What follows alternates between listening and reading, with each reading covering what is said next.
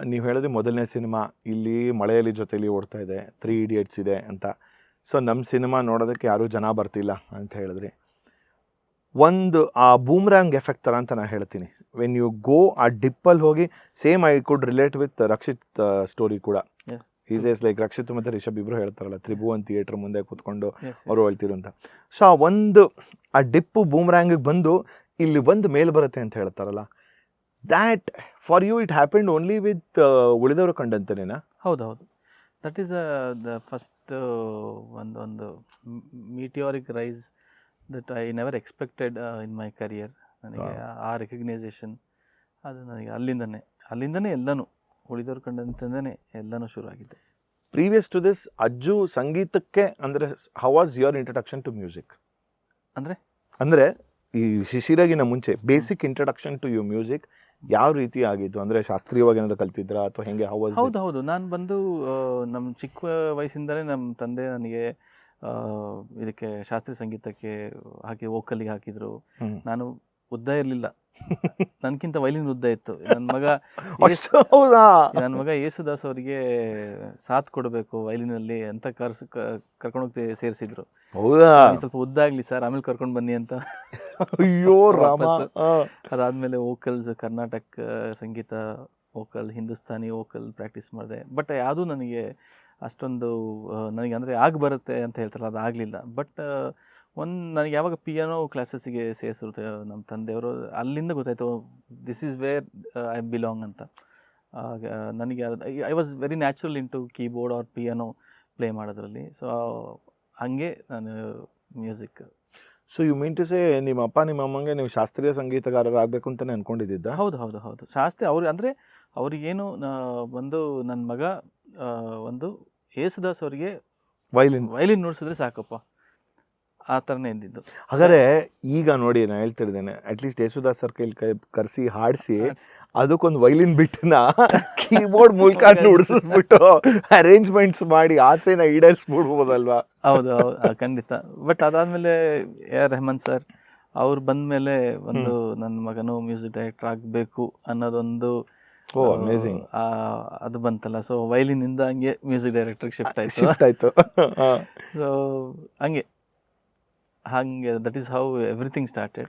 And before Shishira ಮುಂಚೆ ಅಂದರೆ ಯಾರಿಗಾರು ಬೇರೆಯವ್ರಿಗೆ ಅರೇಂಜ್ಮೆಂಟ್ಸ್ ಈ ಥರ ಕೆಲಸಗಳು ಮಾಡ್ತಾ ಇದ್ರು? ಹೌದು, ನಾನು ಬಂದು ಬೆಂಗಳೂರಿಗೆ ಬಂದು ಒಂದೂವರೆ ತಿಂಗಳಲ್ಲಿ ನನಗೆ ಕಲ್ಯಾಣ್ ಸರ್ ಹತ್ರ ನುಡ್ಸೋದಕ್ಕೆ ನನಗೆ ಅವಕಾಶ ಸಿಕ್ತು. ನಾನು ಸೆಷನ್ ಮ್ಯೂಸಿಷಿಯನ್ ಆಗಿ ವರ್ಕ್ ಮಾಡ್ತಾ ಇದ್ದೆ. ಕಂಪೋಸಿಂಗ್ ಟೈಮಲ್ಲಿ I use to write chords, do arrangements, distribute the orchestrisation, ಮತ್ತು ರೆಕಾರ್ಡ್ ಮಾಡೋದು ಕೋರಸ್ನ ಅಥವಾ ಲೈವ್ನ ರೆಕಾರ್ಡ್ ಮಾಡೋದು, ಈ ಥರ ಕೆಲಸಗಳನ್ನ ನಾನು ಮಾಡ್ತಾಯಿದ್ದೆ.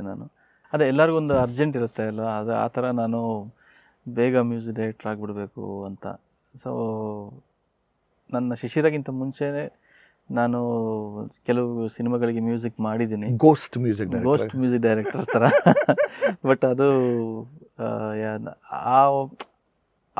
ಅಷ್ಟು ಅರ್ಜೆಂಟ್ ಮಾಡಿದ್ರಿಂದ ನಮಗೇನಾಗುತ್ತೆ, I have to pay price of 7 years in my career. I have to go through that 7 years because music director ಆಗ್ಬಿಟ್ಟು ಅಂದಮೇಲೆ ಯಾರೂ ಏನಕ್ಕೂ ಕರೆಯೋದಿಲ್ಲ ಅವಾಗ. Correct, that's a very good point. Actually ಈಗ ಒನ್ಸ್ ಮ್ಯೂಸಿಕ್ ಡೈರೆಕ್ಟರ್ ಆಗ್ಬಿಟ್ಟು ಅಂತ ಅಂದ್ಕೊಳ್ಳೋಣ, ಆ cinema workout ಆಗಲಿಲ್ಲ, ಸುಮ್ಮನೆ ಹೈಪಾಥೆಟಿಕಲ್ ರಿಲೀಸ್ ಆಗಿಲ್ಲ, ವರ್ಕೌಟ್ ಆಗಿಲ್ಲ ಅಂತಲೇ ಅನ್ಕೊಂಬಿಡೋಣ. ಅಥವಾ ಅಕಸ್ಮಾತ್ ರಿಲೀಸ್ ಆಗಿ ಸಿನಿಮಾ ಫ್ಲಾಪ್ ಆಗೋಯ್ತು ಅಂತ ನಾವು ನಿಮ್ಮ ಹೆಸರು ಮ್ಯೂಸಿಕ್ ಡೈರೆಕ್ಟರಾಗಿ ಹೋಗ್ಬಿಟ್ಟಿದೆ. ಸೊ ನೀವು ಈ ಮುಂಚೆ ಈಗ 7 ವರ್ಷ ಗೋಸ್ಟ್ ಮ್ಯೂಸಿಕ್ ಡೈರೆಕ್ಟರಾಗಿ ಕೆಲಸ ಮಾಡ್ತಿರ್ತೀವಿ. ಡೂ ಪೀಪಲ್ ಗೋ ಬ್ಯಾಕ್ ಹೋಗ್ತಾರ ಮಾಡೋಕ್ಕಾಗತ್ತಾ, ಅಥವಾ ಅಲ್ಲಿ ತುಂಬಾ ಈಗೋ ಬ್ಯಾಟಲ್ಸ್ ಹೊಡಿತಿರುತ್ತಾ? ಈಗೋ ಬ್ಯಾಟಲ್ಸ್ ಅಂತ ಅಲ್ಲ, it's like for me it was like again stepping back ಅಲ್ಲ. ಕರೆಕ್ಟ್, ಅಗೇನ್ ಬಂದ್ಬಿಟ್ಟೆ ನಾನು, ಈ ಬಿದ್ದುಬಿಟ್ಟಿದ್ದೀನಿ, ಈಜು ಹೊಡಿಬೇಕು, ಹೋಗ್ದೆ ಆ ಕಡೆ ದಡ ಸೇರ್ಲೇಬೇಕು. ಬಟ್ ಆಪರ್ಚುನಿಟಿಗಳು ಸಿಗ್ತಿಲ್ಲ ಅಂದ್ರೆ ಹೆಂಗೆ ಸಿಗ್ತಾ? ಅದು ಅವಾಗ ಏನಾಗುತ್ತೆ ಅಂದರೆ ನಮಗೆ ಸಸ್ಟೈನಿಗೆ ಮಾಡಬೇಕು. ಆವಾಗಲೇ TV ಸೀರಿಯಲ್ಸ್ಗಳು, ಆವಾಗ ಜಿಂಗಲ್ಸು, ಇವನ್ ಸ್ಕೂಲ್ ಫಂಕ್ಷನ್ಸಿಗೂ ನಾನು ಒರಿಜಿನಲ್ಸ್ನ ಕಂಪೋಸ್ ಮಾಡಿ ಕೊಟ್ಟಿದ್ದೀನಿ. ಸ್ಕೂಲ್ ಫಂಕ್ಷನ್ಗಳಿಗೆ, ಇಂಡಿಪೆಂಡೆನ್ಸ್ ಡೇಗಳಿಗೆ, ಪೇಟ್ರಿಯಾಟಿಕ್ ಸಾಂಗ್ಸು, ಆ್ಯಕ್ಟ್ಸಿಗೆ ಬೇಕಾಗಿರೋಂಥ ಬ್ಯಾಕ್ಗ್ರೌಂಡ್ ಸ್ಕೋರ್ಸು ಎಲ್ಲನೂ. ಆಮೇಲೆ ಕರೋಕೆ ಅವಾಗೆಲ್ಲ ಕರೋಕೆ ಇರಲಿಲ್ವಲ್ಲ. ಸೊ ಕರೋಕೆ ಯಾರು ಹಾಡಬೇಕು ಅಂತ ಹೇಳಿದ್ರೆ I use to do for I think ಒಂದು ಕರೋಕೆ ಮಾಡಿಕೊಟ್ರೆ 350 ರುಪೀಸ್ ಸಿಗ್ತಾಯಿತ್ತು ನನಗೆ. ಯಪ್ಪ, ಒಂದು ಕರೋಕೆ, ಹೌದಾ? 350 ರುಪೀಸ್. ನಾನು ಕುತ್ಕೊಂಡು ಲೆಕ್ಕ ಹಾಕ್ತೀನಿ, ಹಿಂಗಾದ್ರೂ ಮಾಡಿ ಒಂದು 50 ಕರೋಕೆ ಮಾಡಿಬಿಡೋಣ ಅಂತ. ಇಷ್ಟು ದುಡ್ಡು ಬಂದ್ಬಿಡುತ್ತೆ. ಆರಾಮಾಗಿ I can. I was very Young, may be 17-18 years ಅಷ್ಟೇ ನಾನು ಬೆಂಗಳೂರಿಗೆ ಬಂದಾಗ. ಐ ವಾಸ್ 18ಕ್ಕಿಂತ ಮುಂಚೆನೆ ಹಂಗೆ ಆ ಥರ ಮಾಡಿ ಬಟ್ ಒಂದು ಸಾಂಗ್ ಅಲ್ಲ, ಕೆಲವೊಂದು ಸತಿ ಕೆಲವೊಂದು ಕಷ್ಟವಾದ ಸಾಂಗ್ ಬಂದರೆ ಒಂದು ದಿವಸ ಒಂದು ಸಾಂಗು ಮಾಡೋಕ್ಕಾಗ್ತಿರಲಿಲ್ಲ ನನಗೆ. ಸೊ ಆ ಥರ ಮಾಡಿ ಮಾಡಿ ಮಾಡಿ ಯಾವುದೋ ಒಂದು ಸಿನಿಮಾಗೆ ಮ್ಯೂಸಿಕ್ ಮಾಡಿರ್ತೀನಿ. ಆ ಮ್ಯೂಸಿಕ್ನ ಹಾಡನ್ನ ಯಾರೋ ಒಬ್ಬರು ಎಲ್ಲೋ ಕೇಳಿಬಿಟ್ಟು, ಅವ್ರಿಗೆ ಫೇವ್ರೆಟ್ ಸಿಂಗರ್ ಒಬ್ಬರು ಹಾಡಿರ್ತಾರೆ. ಸೊ ಆ ಹಾಡನ್ನ ಕೇಳಿಬಿಟ್ಟು ಅವ್ರು ನನಗೆ ಫೋನ್ ಮಾಡ್ತಾರೆ, ಈ ಥರ ನಾನು ನಿಮ್ಮ ಈ ಹಾಡು ಕೇಳಿದ್ದೀನಿ, ಚೆನ್ನಾಗಿದೆ, ನನ್ನ ಪಿಕ್ಚರ್ ಮಾಡ್ತಾಯಿದ್ದೀನಿ, ಮ್ಯೂಸಿಕ್ ಮಾಡ್ತೀರಾ ಅಂತ. ಯಾರು ಅಂದರೆ ನಮ್ಮ ಮಂಜು ಸ್ವರಾಜ್. ಓಹೋ, ಮಂಜು ಸ್ವರಾಜ್, ಓಕೆ. ಅವರು ನಾನು ನನಗೂ ಹುಡ್ಕೊಂಡೊಬ್ರು ಫೋನ್ ಮಾಡ್ತಾರಲ್ಲ ಗುರು ಅಂತ ನನಗೆ. ನಾನು ಮಾಡೋಣ ಮಂಜು, ಮೀಟ್ ಮಾಡೋಣ ಅಂತ ಹೇಳಿ ಕರೆದೆ. ಅವ್ರು ಇಲ್ಲಿ ಬಂದಿದ್ದೀನಿ, ಎಲ್ಲಿದ್ದೀರಾ ಅಂತ ಹೇಳಿದ್ರೆ, ನಾನು ನೋಡಿದ್ರೆ ಅಲ್ಲಿಂದ ನಡ್ಕೊಂಡು ಬರ್ತಾಯಿದ್ದಾರೆ. ನಾನು ಐ ವಾಸ್ ಎಕ್ಸ್ಪೆಕ್ಟಿಂಗ್ ಡೈರೆಕ್ಟ್ರು ಯಾವುದೋ ಬರ್ತಾರೆ ಅಂತ. ನನ್ನ ಪರಿಸ್ಥಿತಿನೂ ಒಂದೇನೆ, ಪರಿಸ್ಥಿತಿನೂ ಒಂದೇ. ಫ್ಯಾಂಟಾಸ್ಟಿಕ್. ಸರಿ, ನಾನು ಒಂದು ತಿಂಗಳು ಈ ಥರ ಒಂದು ಪಿಕ್ಚರ್ನಲ್ಲಿ ನಾಗತ್ತೇಳಿ ಚಂದ್ರಶೇಖರ್ ಅವ್ರ ಜೊತೆ ಕೆಲಸ ಮಾಡ್ತಾಯಿದ್ದೀನಿ, ಅಮೃತ ವರ್ಷಿಣಿ ಎಲ್ಲ ಮಾಡಿದ್ದೀನಿ. ನಾನು ಇನ್ನೊಂದು ಸಿನಿಮಾ ಮಾಡ್ತಿದ್ದೀನಿ, ಅದು ಮುಗಿಸ್ಬಿಟ್ರೆ ಅದೇ ಪ್ರೊಡ್ಯೂಸರ್ ನಮಗೆ ಮಾಡ್ತಾರೆ ಅಂತ. ಅದು 2 ತಿಂಗಳು 3 ತಿಂಗಳು ಅಂತ 2 ವರ್ಷ ಆಯಿತು. ಆ 2 ವರ್ಷ ಆದಮೇಲೆ ಏನು ಮಂಜು, ಏನಾಯಿತು, ಏನಾದ್ರು ಸಿಗ್ತಾ, ಏನು ಮಾಡ್ತಿದ್ದೀರಾ? ನನ್ನ ಟೈಮ್ ವೇಸ್ಟ್ ಮಾಡಿಬಿಡಿ. ನಾನೇ ಇಲ್ಲಿ ಓದ್ಲಾ, ಖಾಲಿ ಕೂತ್ಕೊಂಡಿದ್ದೀನಿ, ಸೀರಿಯಲ್ಸು ಅದು ಇದು ಮಾಡಿಕೊಂಡು. ಇಲ್ಲ, ನಾನು ಆಮೇಲೆ ಕೇಳಿದೆ, ಪ್ರೊಡ್ಯೂಸರ್ ಇದ್ದಾರಾ ಇಲ್ವಾ ಅಂತ. ಇಲ್ಲ ಅಂದ್ರೆ, ಬಾ ಇಬ್ಬರು ಸೇರಿ ಪ್ರೊಡ್ಯೂಸರ್ ಒಂದು ಸಾಂಗ್, ಒಂದು 3-4 ಸಾಂಗ್ ಮಾಡಿಕೊಂಡು ಬೈಕ್ ಹತ್ಕೊಂಡು ಡೈಲಿ ಬೆಳಿಗ್ಗೆ ಅದು ಪ್ರೊಡ್ಯೂಸರ್ ಹುಡ್ಕೋ ಕೆಲಸ ನಮಗೆ ಮಾಡಿ. ಅಲ್ಲಿ ಎಲ್ಲರೂ ಹೋಗಿ ನಮ್ಮ ತಂದೆಯ ಸ್ನೇಹಿತರೊಬ್ಬರು ಕುರುಬ್ರಳ್ಳಿ ರಮೇಶಣ್ಣ ಅಂತ ಇದ್ದಾರೆ, ಅವರಿಗೆ ಹೋಗಿ ನಾವು ಒಂದು ಸತಿ ಬ್ರೋಷರ್ ಕೊಟ್ಟು ಬಂದಿದ್ವಿ. ಆ ಮನುಷ್ಯ ನೆಕ್ಸ್ಟ್ 2.5 ಇಯರ್ಸ್ ಆದಮೇಲೆ, 4 ಇಯರ್ಸ್ ಆದಮೇಲೆ ನನಗೆ ಫೋನ್ ಮಾಡ್ತಾರೆ, ಅವತ್ತು ಕೊಟ್ಟೋಗಿದ್ದಲ್ಲಪ್ಪ, ಇಲ್ಲೊಂದು 3 ಜನ ಸಿನಿಮಾ ಬಫ್ಸ್ ಇದ್ದಾರೆ, ಅವ್ರಿಗೆ ಕೊಟ್ಟಿದ್ದೀನಿ, ಹೋಗಿ ಮೀಟ್ ಮಾಡು ಅಂತ. ಅವರೇ ನಮಗೆ ಮಹಾದೇವಣ್ಣ ಅಂತ ನಮಗೆ ಫಸ್ಟ್ ಶಿಶಿರ ಸಿನಿಮಾ. ಮೈ ಗಾಡ್, ಅಂದರೆ ಈ 4.5 ವರ್ಷ the drill was the same. Drill was the same, with every day more happiness. ಅದು ಇನ್ನೂ ಆ ಹುಚ್ಚು ಆ ಏಜ್ ಅನ್ಸುತ್ತೆ ಆ ಟೈಮಲ್ಲಿ. ಯಾವುದ್ರ ಬಗ್ಗೆ ಚಿಂತೆ ಇಲ್ಲ, ಏನು ನಾವು ಪಿಕ್ಚರ್ ಮಾಡಬೇಕು ಗುರು ಅಷ್ಟೇ ಅಂತ. ಇದು ಫೈನಾನ್ಷಿಯಲ್ಸ್ ಹೆಂಗೆ ಮ್ಯಾನೇಜ್ ಮಾಡ್ತಿದ್ರಿ?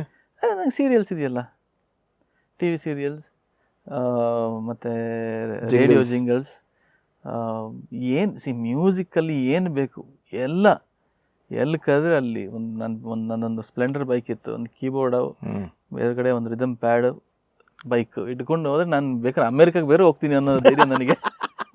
ಪೆಟ್ರೋಲ್ ಇರಬೇಕಷ್ಟೇ ಟ್ಯಾಂಕ್ ಫುಲ್ ನನಗೆ. ಅಮೇರಿಕಾಗೆ ಸ್ಪ್ಲೆಂಡರ್ ಅಲ್ಲ, ಅಮೇರಿಕಾ ಅಲ್ಲ, ಆ ಲೆವೆಲ್ಗೆ ನನಗೆ ಪೆಟ್ರೋಲ್ ಕೊಡೋದು, ನೀನು ಕರೆದ್ರೆ ಎಲ್ಲಿಗೆ ಬೇಕಾದ್ರೆ ಬರ್ತೀನಿ ನುಡ್ಸಕ್ಕೆ ಅಂತ. ಉಜ್ಬೇಕಿಸ್ತಾನ್ಗೂ ಬರ್ತೀನಿ ತಗೋ ಈಗ. ಅಮೇಝಿಂಗ್ ಆ ಥರ. ಸೊ ಈಗ ಶಿಶಿರ ರಿಲೀಸ್ ಆಯಿತು. ರಿಲೀಸ್ ಆದಮೇಲೆ ನೀವು ಹೇಳಿದ್ರಿ ಸಿನಿಮಾ ಅಷ್ಟು ಮಟ್ಟಿಗೆ ಸಕ್ಸಸ್ಸು ಕಾಣಲಿಲ್ಲ. ಒಂದು 25 ದಿವಸ ಓಡ್ತಾ? ಓಡಿದೆ ಸಿನಿಮಾ. ಅಂದರೆ ನೀವು don't believe me, when I ರಿಷಬ್ನ ಫಸ್ಟ್ ಟೈಮ್ ಮೀಟ್ ಮಾಡಿದಾಗ ಅವ್ರು ಮೊಬೈಲ್ ತೋರಿಸ್ರು, ಅಜಣ್ಣ ನಿಮ್ಮ ಹೆಸರು ರೆಕಾರ್ಡ್ ಮಾಡ್ಕೊಂಡಿದ್ದೀನಿ, ಸಾರಿ ನಿಮ್ಮ ಹೆಸರು ಸೇವ್ ಮಾಡ್ಕೊಂಡಿದ್ದೀನಿ ನೋಡಿ, ಅಜನೀಶ್ ಲೋಕನಾಥ್ ಮ್ಯೂಸಿಕ್ ಡೈರೆಕ್ಟರ್ ಅಂತ. ಅಂದರೆ ಶಿಶಿರ ಇಂದ ನನಗೆ actually I get very good. ನನ್ನ ಮೊಬೈಲ್ ಹಂಗೆ ಇರೋದು, ಅಜನೀಶ್ ಮ್ಯೂಸಿಕ್ ಡೈರೆಕ್ಟರ್, ಅದು ಅಲ್ಲಿಂದನೂ ಹಂಗೆ ಇದೆ. ಸೊ ನನಗೆ ಇಂಡಸ್ಟ್ರಿಯಲ್ಲಿ ನನಗೆ ಒಂದು ಒಳ್ಳೆ ಹೆಸರು ಸಿಕ್ತು, ಫಾರ್ ಮೈ ಬ್ಯಾಕ್ಗ್ರೌಂಡ್ ಸ್ಕೋರ್ ಮಾಡ್ತಾರೆ, ಚೆನ್ನಾಗಿ ಮಾಡ್ತಾರೆ ಅಂತ.